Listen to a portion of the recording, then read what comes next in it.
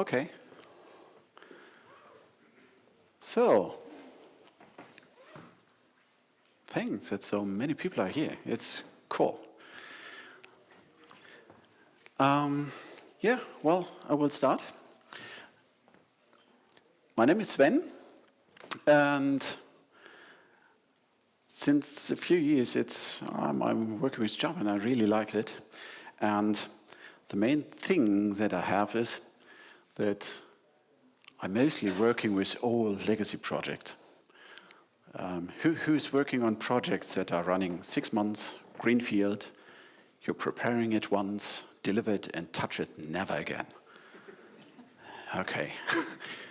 Not even one? Come on, one from the university. Okay, university? No? Okay. Yeah. Yeah, sometimes we have legacy code, huh? Okay. Well, on the other side, it doesn't matter what kind of industry I was working. The main thing is that mostly I got this 10-year-old project and all this stuff, and then some people told me, okay, we are working test-driven. Who's working test-driven? It's not a shame, you can show it. Okay, so really in daily life, so that you're writing your test first and then program against it? Who's doing this one? No. Really? Wow. I never thought. Mostly they're writing, then I'm writing tests and all this stuff, and then I have a team, and with this team, everybody's writing tests in the same way. Are you happy with the test from your neighbor? No? Yes? No, I don't want to have an answer. The main thing is that if you're asking someone, are you writing good tests? Or who is expecting that you, as yourself, you're writing good tests? Well, it depends, huh? Say yes, I know. But how to find good tests? How to find out if you're writing good tests? What you can do? You're writing good tests? You know how to find? We code review our tests. Code review. Okay. But there's one problem. Sometimes, if I'm working with someone together, he has the same feeling as I am, and we are both wrong. Oh, by the way, it's one of my first presentations that I'm creating with this keynote. And, well, maybe sometimes I'm using a little bit more from the special effects that are necessary. So please forgive me. I try to reduce it, but, well, I'm like a small child. So what I'm doing now is I'm working on a code base right now in this time, and this is more than 30 years old. And the biggest problem was there was no test coverage. So I asked them, what are you doing before you're delivering? Oh, we have some guys and they have test protocols. And they start and all this stuff, and this is not really nice. And mostly, if I'm talking with my CEO and I say, oh, we have to clean something, who will get budget for writing tests? Okay. Who will get budget for refactoring? Nearly the same, nobody. So we have to hide it a little bit, maybe. And mostly, if you have old and big projects, we have a certain kind of complexity. And the biggest thing is, if you have no tests, you have a big complexity, and you have no time and budget to do it actively, so that you will say, okay, I will stop now. No new features are coming in, and the next 10 years I'm cleaning up. So, well, what does it mean? jUnit. With jUnit, if you are working in, so my examples are all using jUnit. You can do it with test and G2, but I'm working with jUnit. So I often have a problem that maybe I have code like this. For this example, it makes no sense. Please don't ask why I'm putting this code here in front of. It really makes no sense. But there is one assumption. How many tests I need to test this source code right? 1 test. 2 tests? Okay. 3? 4? 3? 5? More than 5 tests? Okay, more than 5 tests. And the rest? No decision, no? Okay. I wouldn't say something like this. So, how many tests I will need? This is one of the biggest questions we have to solve, because quite often I have a huge bunch of source code, and then I found that they've written 30 tests, 40 tests, something like this. But, well, what you have for each? So the right answer is here, it depends. It's quite often. But what could you do? You could go and say, maybe for line coverage, 100%. This you can measure. How many tests you need for 100% line coverage? Okay, I heard 1 and I'm hearing 2. Both could be right. It depends how big your test is. Huh? But what's the main thing you're looking at to decide it's 1 or 2 tests? What's the main structure here you are using for this estimation? A less than 2. Excuse me? A less than 2. Yeah, the if statement. Huh? You have 2 branches. And you say, okay, 2 branches could lead to 2 tests. It's okay. It's not bad. It's a valid answer. So for line coverage, you definitely need 2 if the test is quite small, that you're not testing different branches in one test. It's a good assumption. So for 100%, okay. Is this enough? This is a question we have to think about. And I think only to get 100% line coverage, it's not right. Who's working with a target of 60% line coverage? 70? 80? Oh, not bad. 90? Okay, maybe sometimes the people want to try 100%. Well, the main thing is, if I have this and it's a source code from someone else, or it's my own source code, I'm working since a few weeks and I'm always looking at the same time, so then I start being a little bit blind. So I need help to find out what will be enough. And it's a good advice to do it with a code review, with pair programming, but it would be nice if the machine could help me to find out if this is right. And the biggest question is how to find the right test. So what would be here a good test?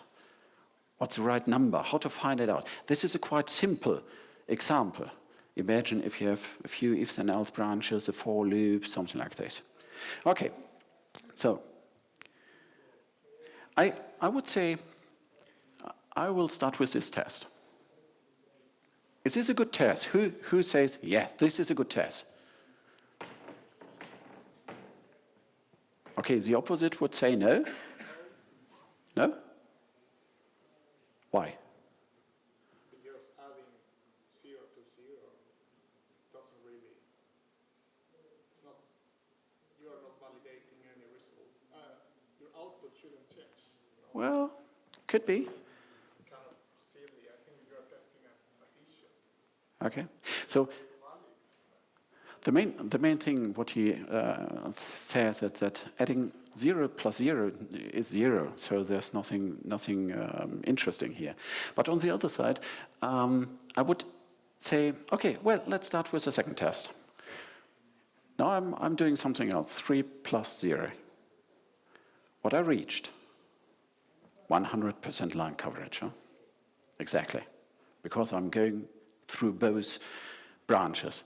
The main thing is, I tried with 0, and I found out, okay, increasing line coverage. I tried 3, and I have no idea if 3 is right. If I'm crossing a border, yes or no, or if I'm far away from a border that makes sense to be tested. So the line coverage itself is good, but the main thing is that I have to choose the right border. And this is not so easy. In this example, it could be easy, but mostly it's more difficult. So now if I've this, we want to talk a little bit about mutation testing. Mutation testing is something that I want to fix my test to the structure of the code. So that if I'm changing the structure of the code, I will detect it. Or if I'm testing, I want to find out if I test or if my tests are so good that I test really my structure of my code. And the next thing, it will help me to find a way to find the good tests. So the machine must help me. How to find good tests. What else good test means, we will see. And the main thing, the machine must be able to give me the result, what's a good test. So I would say, lovely machine, find for me the right border. And if you're not able to find the border, or if I'm using the wrong border for a test, then please let me know. For this, we need mutations. Okay. What's the basic idea between mutations? Principle, a mutation is a small change in my code. Because if I'm changing something in my code and the result is the same, it doesn't matter if I'm using A or B. Okay. We have different ways of changing code. Two main areas. I could change source code and I could change bytecode. That's the main thing. The change I have must be small enough to produce a small defect. If I'm changing something that doesn't matter, for example, I'm writing on command line hello world and I'm changing it to hello nose, then it doesn't matter, mostly. So it must be a change and it must be a small defect. That means if I have P for program, and T will be the collection of my tests, then both must fit together in a way. That means if I have different mutations, I will create a sequence of programs. And this is the base. I have P, the original program, and then I have a sequence of different programs, and every program is only a little bit different from the original one. This means I'm thinking only about one mutation at one time, so I'm not combining different mutations. So I have really only one change. Then I will run all my tests I have against this mutation, and what could be the result? Yeah? Yeah, the same. You don't detect the mutation. Okay. So now we have to talk about what's green, what's red, what's good, what's bad. Huh? Green, T, will kill the mutation, but this means that at least one test will fail. So I have the opposite. For example, red, if no test will fail. So you have a code, and you have a small change inside your code. You're running all tests against this new program, and every test is green means your tests are not good enough. Because it doesn't matter if you're changing this one, all your tests are green, so it doesn't matter if you change it. Okay, what's going on? We have to find now some borders to cross, something like line coverage. If k out of n mutants, yeah?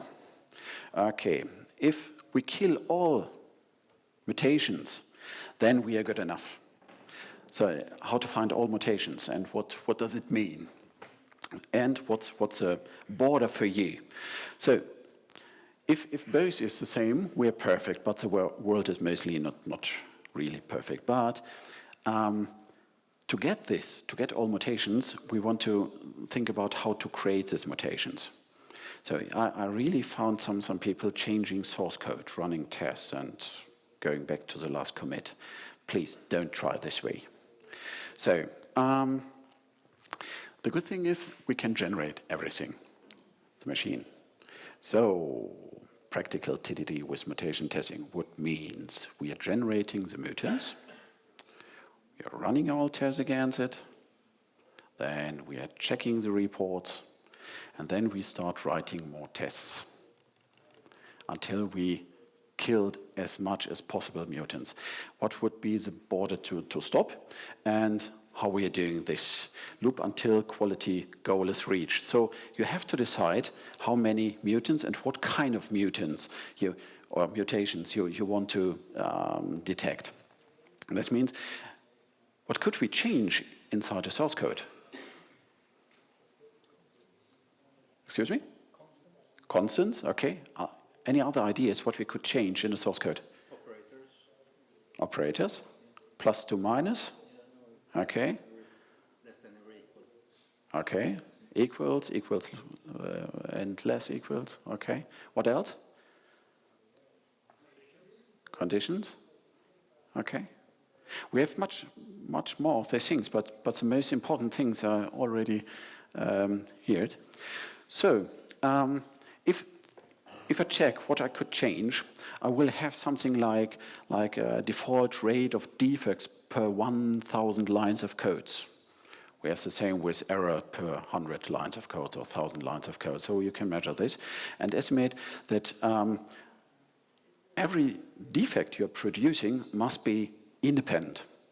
So if you have two, what I'm not looking at in the moment is if a defect results as or depends on other defects. So really everything is independent. If you think this is true, or how to find a way to create mutations like this, we want to see what's going on. So with independent creation of the test suite, and for all mutations, I need a high number of things. What you're expecting? A double amount of operations leads to how many mutations? Exponential, something really bad. So the main target would be that if I have a huge source code and I start changing operators and all this stuff in different ways, I have to make sure that the number of mutations I'm creating are not so big that I'm not even able to run this test against all mutations. This is one of the biggest problems. So how to find out what mutation is equal to another one, or is a synchronous thing that you can change or find out. Okay, what kind of mutations? I would say with value mutations, changing constants, loops, adding and subtracting values. So I have smaller than 3, and then I can say, okay, test smaller than 2 or smaller than 4. I can have decision mutations, smaller equals, not the value itself. Only this combination would lead to a huge number of mutations inside your source code. Statement mutations. This is quite interesting. So check if the order of instructions you have and you're reordering this in a line will lead to defects, yes or no. So finding implicit things you have in mind during writing the code. Someone else is grabbing your source code and says, oh no, it's not nice enough. I'm shifting this one a little bit up, this a little bit down, and then you have something different. But swapping lines of code doesn't necessarily mean any detectable change in the Right. behavior. It is a mutation, Yeah. but I don't know if this makes sense, this kind of mutation. But thinking about the number of mutations, I have a problem. I can now switch every line and then again with another line and so on. So how to find a border to stop creating mutations, to have a runtime environment that you can use. Otherwise, your mutation testing is running 3 days. You don't want to do it. Okay. So these are language-independent mutations. But if you are talking about Java or different languages, I can think about language-specific mutations. This could be changing modifiers. So someone says, okay, I need it in my external class. I put in protected or whatever instead of private. What does it mean? Very nice. Change between static and non-static. or delete member initializations. Sometimes you have your code and think, okay, I'm writing equals 0, and some days later you're doing it, and the next one would say, oh no, don't need it, throw it away. And then later you have different behavior. That's a problem. Okay, or, very nice, oh, what this? This dot something. I don't need it, throw it away. Okay. Something that's more difficult is if you're changing argument orders. You have an int, and you're changing argument orders. What will happen? Okay.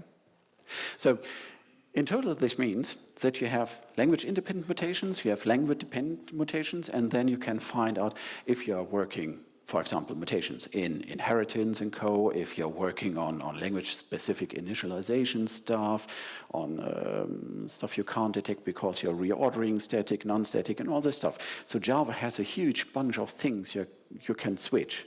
And I'm not talking about synchronization. Let's check you have a method with synchronized and you're removing it and try to run all your jUnit tests. Mostly they're green. Okay, so what are we doing? Mutation testing is an add-on to normal jUnit testing. So it's not something you do without jUnit. So first you're writing jUnit tests and then you start with mutation testing because jUnit is a reference you use, your test environment. Then the tools are supporting it quite well. I will show you what kind of tool or what framework you could use and how much work you need to implement in your running project. It's not so much as expected.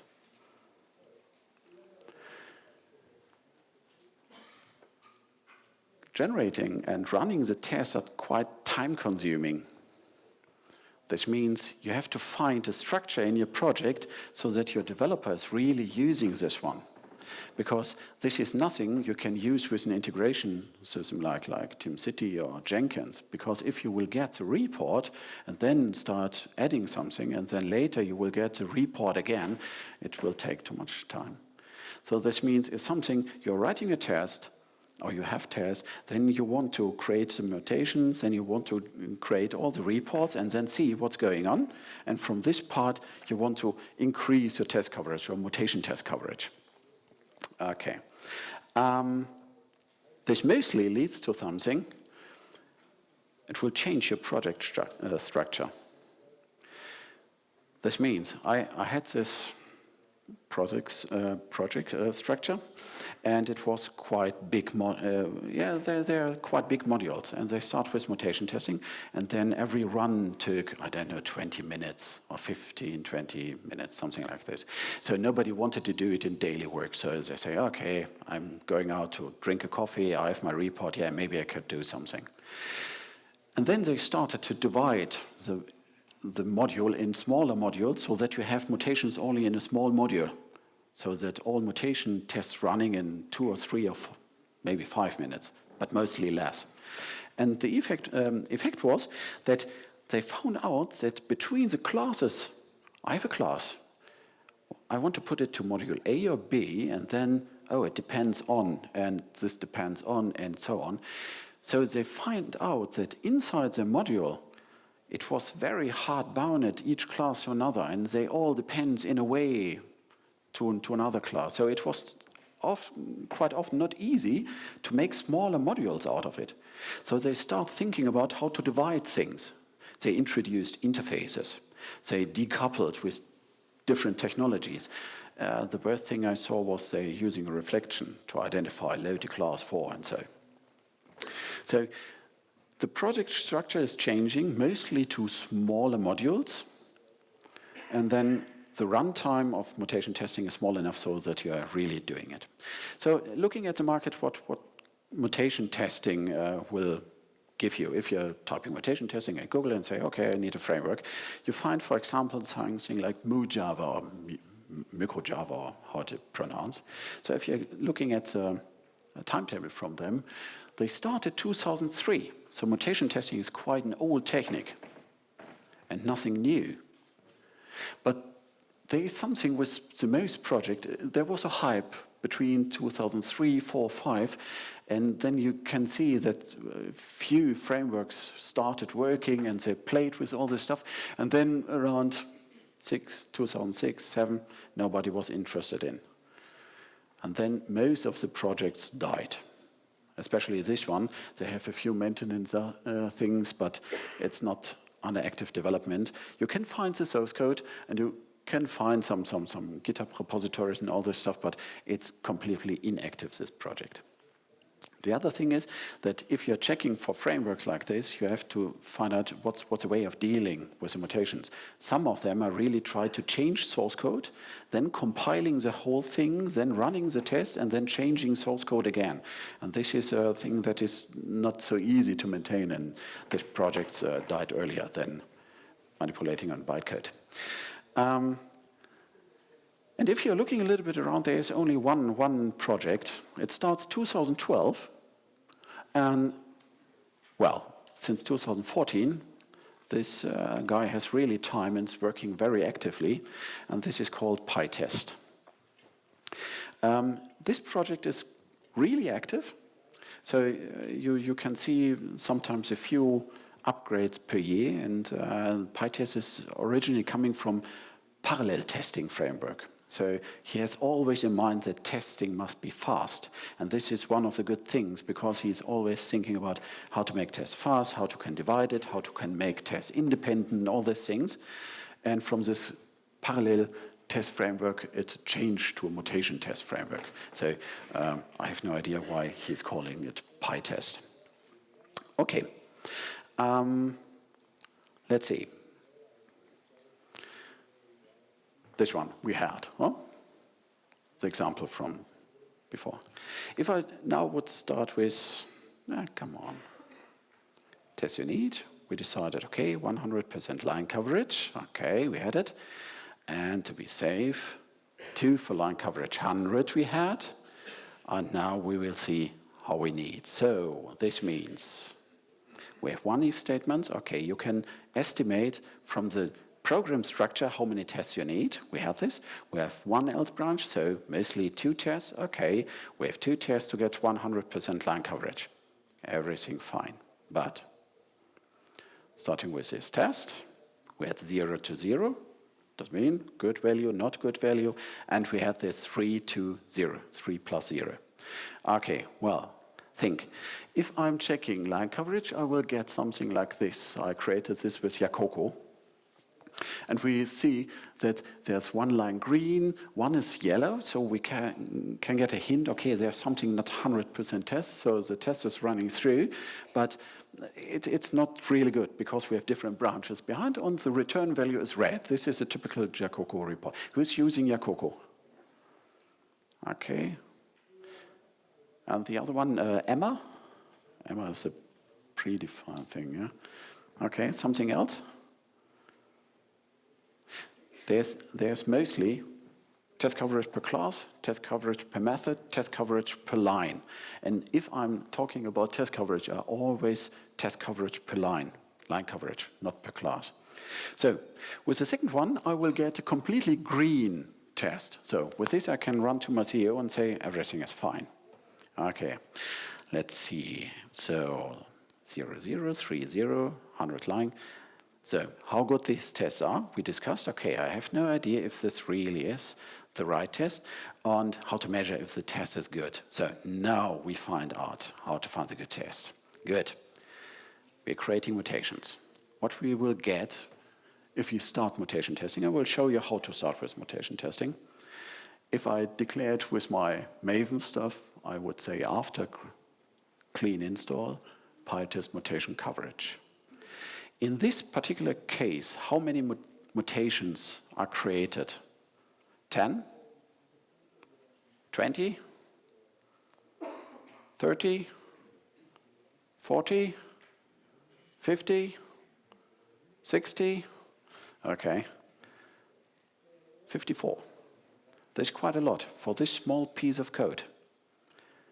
So the main goal here is really to find out what are the mutations you need and how to stop creating more mutations.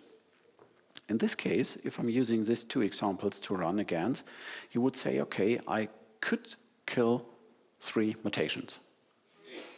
That's it. So you can define it. In this case, I use conditional boundary mutator, the increment mutator, return value mutator. So a method is giving a constant return value or a null or whatever, something like this. Math mutator, a plus would be a minus, divide would be a multiplied, and so on. And a negation. So if there is a 3, it would be a minus 3, something like this. So that means the report would give you something like this. You would have the class, the line coverage, 100%, okay, we got from Jacobo, and then the mutation coverage. And if you're switching it, you can jump in the report in every class, and we will get a line-by-line report, and there you see the line and then the number before each line. What could it be? It's the number of mutations he created for this line. And the good thing is, if you're jumping a little bit more deeper in the report, you will get the additional information here. And this is quite cool with this tool. So he will give you, for each line, the number of mutations that are created. And for every line, you will get a detailed report what kind of mutation was killed and what kind of mutation survived. And this means negated conditional was killed by my test. Okay. But on line number 9, the return value, I have 3 mutations. Only one was killed by my test, and I had 2 tests. So the most important thing is to combine this line to the created mutations. You can increment the active mutations per definition, so per round trip. You can say, okay, first only mathematical mutations, then the next one. But if you have the default value, you will get something like this. So imagine how many mutations and how many reports you will get for your daily project with a few hundred, whatever, 1,000 lines of code. Okay, so next one. How to kill this one? I have 0, 0, 3, 0. I would start, okay, let's try 2 plus 0. Would it kill any mutation, yes or no? Who would say yes? Who would say no? Okay, the biggest problem is that mostly if you're writing tests like this, you would try it. You have an estimation in your head, you would try it, and only the report will say yes, you are right or not. And be sure at the beginning you are doing a lot of mistakes because finding the right border is not so easy. Okay, so with this one, I was able to kill 4, and it will change. Look at the first thing. The first line is now green. Okay, what mutation I killed? On line 8, change conditional boundary with this one. Okay, so, and this is the main step I'm doing. So I'm putting a new test in. I'm checking if I killed more mutations. But what could be possible now? I'm adding a test, adding more tests, adding more tests. Well, I have to check if I can get rid of some tests. Because now I could do something that I say, okay, I will kill this test, ignore it, and run the mutation test again. And then I will find out this test I don't need. It makes no difference. So I can use this to really reduce useless tests. And the poor thing is, this test I don't need to. So even if I only wrote 2 plus 0, I have the same result. Okay, let's check. What would be the next one? Any idea what could be a good combination? Max int? I hear it every time. Max, min, 0, it's always the same. So if I look at tests and I say, okay, now you have enough time to write good tests. I have done it with a few teams.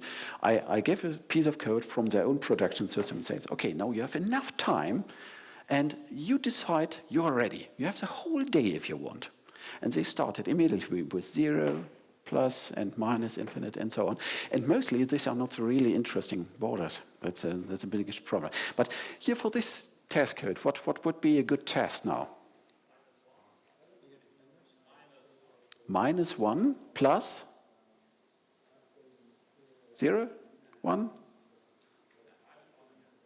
-1, okay. Well, 1 is not bad, but 1 plus 1 is very effective. So with this, I killed the next one, 5. And what I'm killing now, what mutation was 1.1? What could be the killed mutation? 11.1, okay, 11.1 was saying something different. Okay, let's see. If you're checking this one, you're killing 9.1. So the problem is with mutation testing, to go to your brain and simulate all this stuff and find a good test is not easy. Even with this simple test, you're doing a lot of things wrong. So here we killed 9.1, and the next thing will be, I have now 5. So next one will be 2 plus 2. With this, I killed 6 mutations. Okay, what I have? So I have now 11 clean, 8 clean, 9 is not clean. So this means I cleaned replicated integer addition with subtraction. Also, this plus and minus are killed with this. Okay.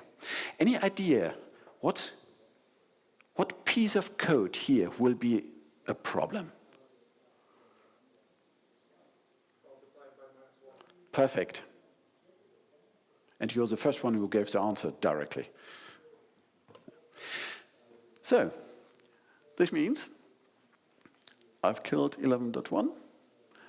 So I can get rid of this test. I don't need it because I have the same result. And now, exactly, this one is a problem. Because it doesn't matter if you multiply or divide by -1. And this means you have sometimes pieces of code that is so written that you can't really make a difference. So sometimes you really have to reorder your algorithm. You have to reorder your instructions to make it more testable. And with this, you really could find it. Here, it's a big problem. I have no idea how to change it. Okay, so what does it mean? Mutation testing quite often will lead to cleaner code compared to jUnit only. jUnit is good, and please use jUnit. But with mutation testing, you can really make it better.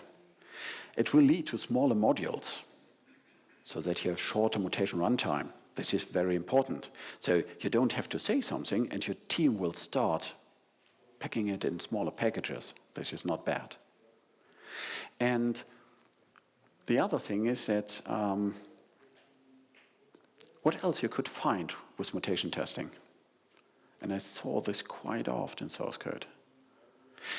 Let's imagine you're writing something, and you have to do something, and you first test if something is bigger 5 or not, or 0 or something, and then you start working with this data. It's code that is grown by daily life. And slowly you have a few iterations over and over something, and then you forgot something because it will help you to find useless code. I will show you an example.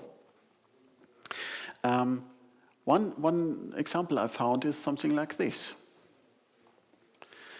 It's something iterating over something and with a for loop and an if loop and something like this. And here, during writing this piece of code, number 18, line number 18,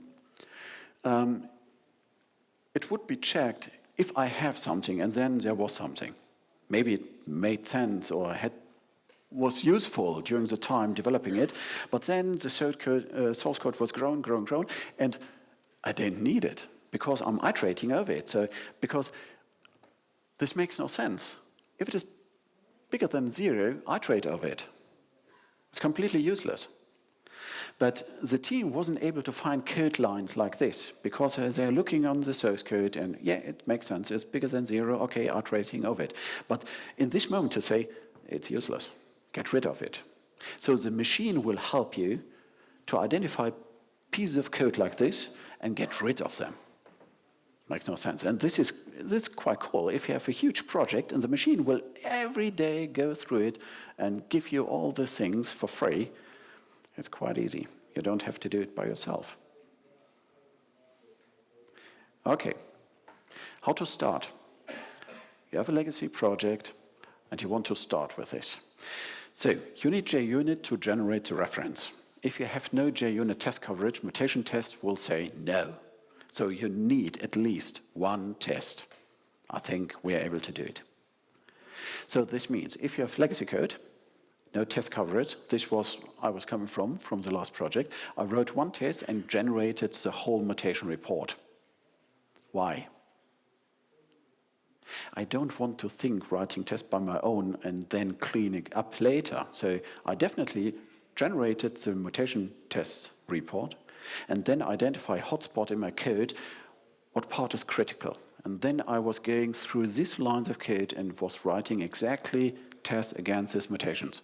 And with this, I was able to find really the important hotspots in my project and to increase line coverage and mutation coverage quite fast with very, very few tests. And this is saving time, a lot of time, even if you have nothing. So,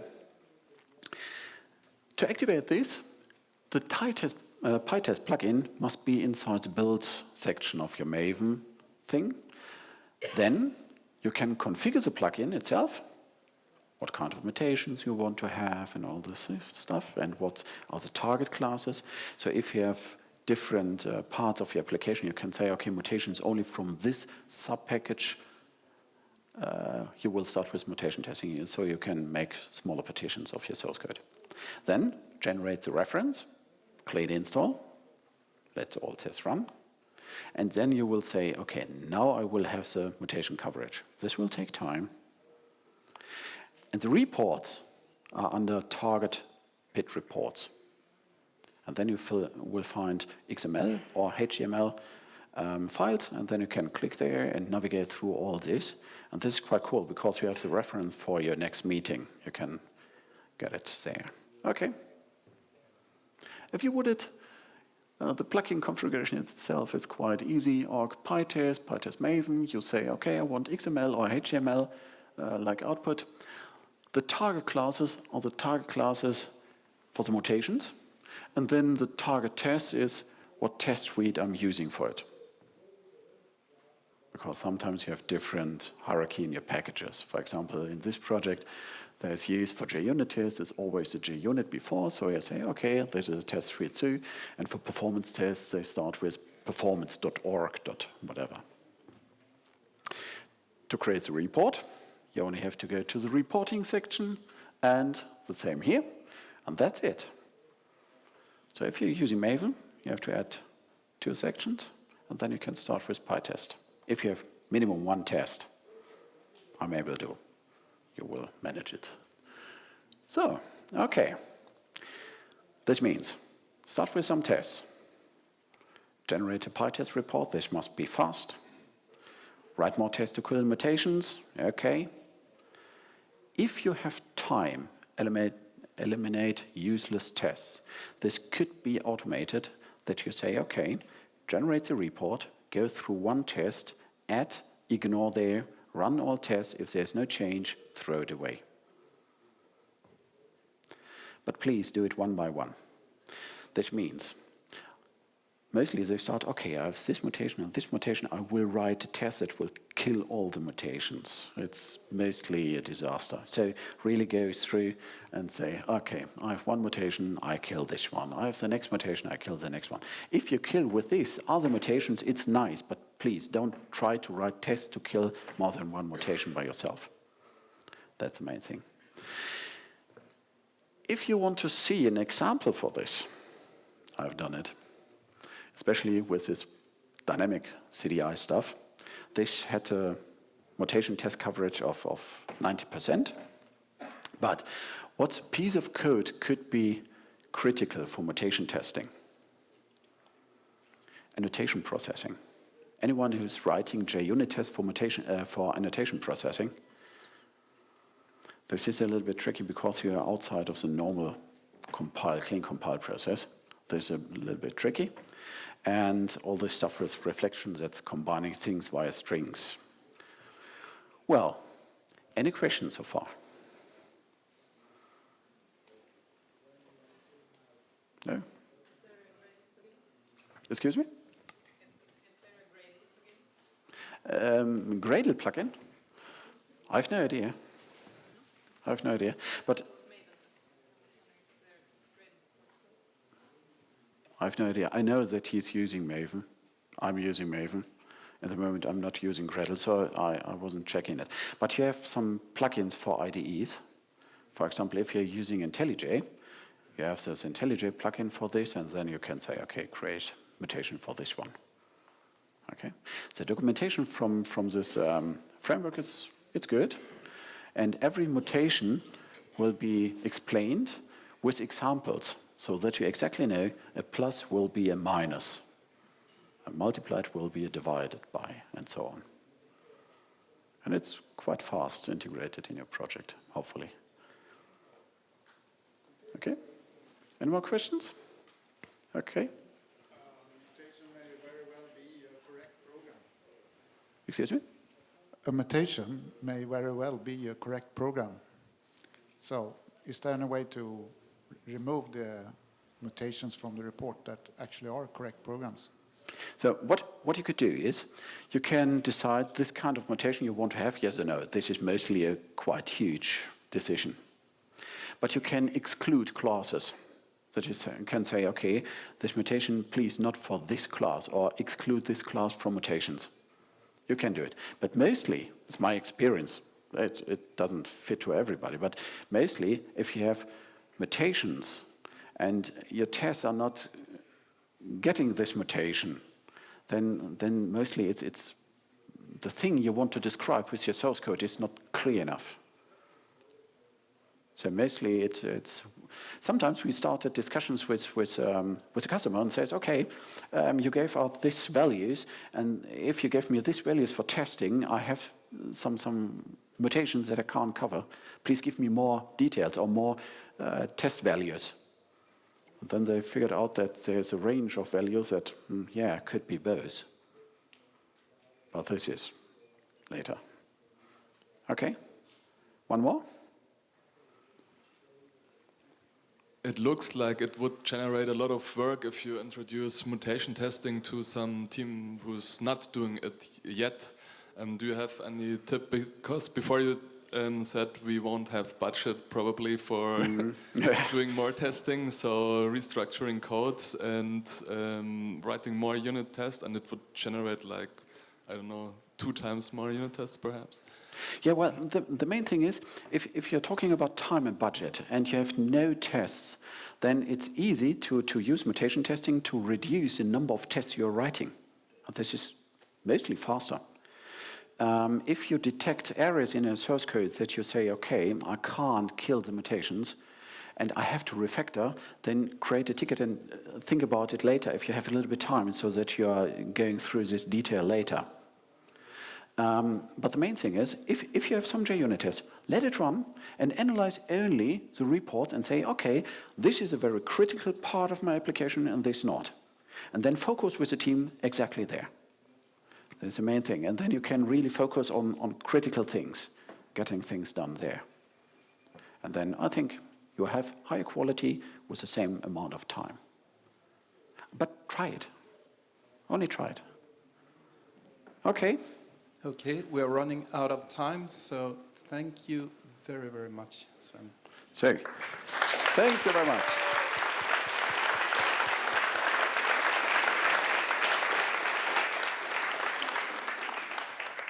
Thanks.